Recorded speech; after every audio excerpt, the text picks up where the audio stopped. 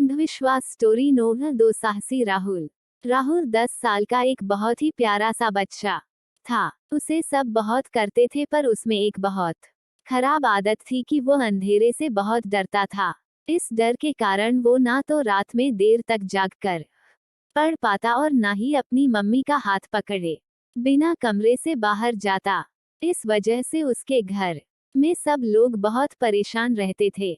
दिन भर तो वो बहुत मस्ती करता और उछल-कूद मचाता पर जैसे ही रात होती तो बत्ती बंद होने पर वो थर-थर कांपने लगता। उसके डर की वजह उसकी चाची थी जो बचपन में उसे जल्दी सुलाने के लिए तरह तरह के मन से बनाए हुए डरावने किस्से सुनाती रहती थी। शुरू में तो राहुल को भी इन अजीबोगरीब किस्सों को सुनने में बड़ा मजा आता था पर धीरे धीरे उसके मन में डर बैठ गया और अब वो चाची की भी बात मानने के लिए तैयार नहीं होता था कि भूत अंधेरे में नहीं आते हैं, क्योंकि ये सब होते ही नहीं हैं। अब बेचारी चाची भी बहुत दुखी होती थी कि उनके कारण ही राहुल इतना डरपोक हो गया था। इसी तरह से कई दिन बीत गए और राहुल का डर कम होने के बजाय बढ़ता ही गया।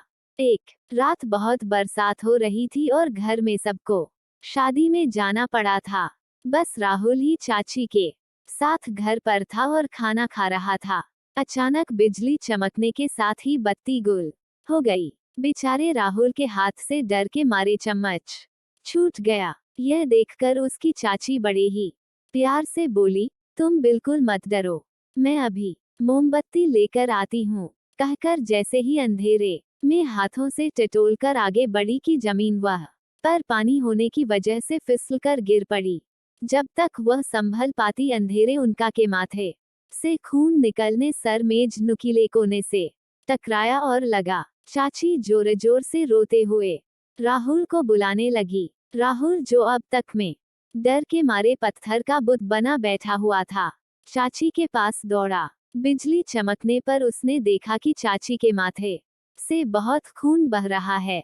वो हवा की गति से घर के सामने रहने वाले डॉक्टर अंकल को बुलाने के लिए दौड़। बरसात में वह रह रहकर फिसल रहा था, पर उसकी आंखों के सामने सिर्फ चाची का खून भरा माथा घूम रहा था।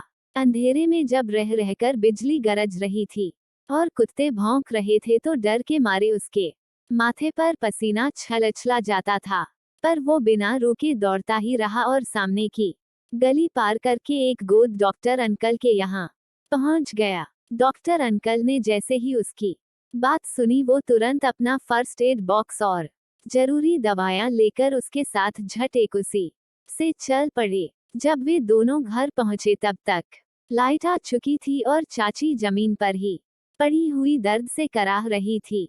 डॉक्टर अंकल ने उन्हें सहारा देकर बिस्तर पर लिटाया और तुरंत उनके माथे से बहते खून को पोंछकर उनकी एक मरहम पट्टी की। तब तक घर के सभी सदस्य भी शादी से लौटकर आ चुके थे। सबकी आंखों में घबराहट और चिंता के भाव देखते ही डॉक्टर अंकल पद मुस्कुराकर बोले, जिस घर में राहुल जैसा हिम्मती और समझदार बच्चा हो एक जन, वहां किसी को कभी भी कोई चिंता करने की जरूरत ही नहीं है।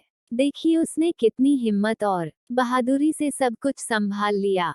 यह कहते हुए डॉक्टर अंकल ने बड़े ही प्यार से उसकी पीठ थपथपाई। मम्मी ने तो सारी बातें सुनकर राहुल को गले से लगा लिया और खुशी के मारे रोने लगी। उस दिन से तो राहुल सबका हीरो बन गया।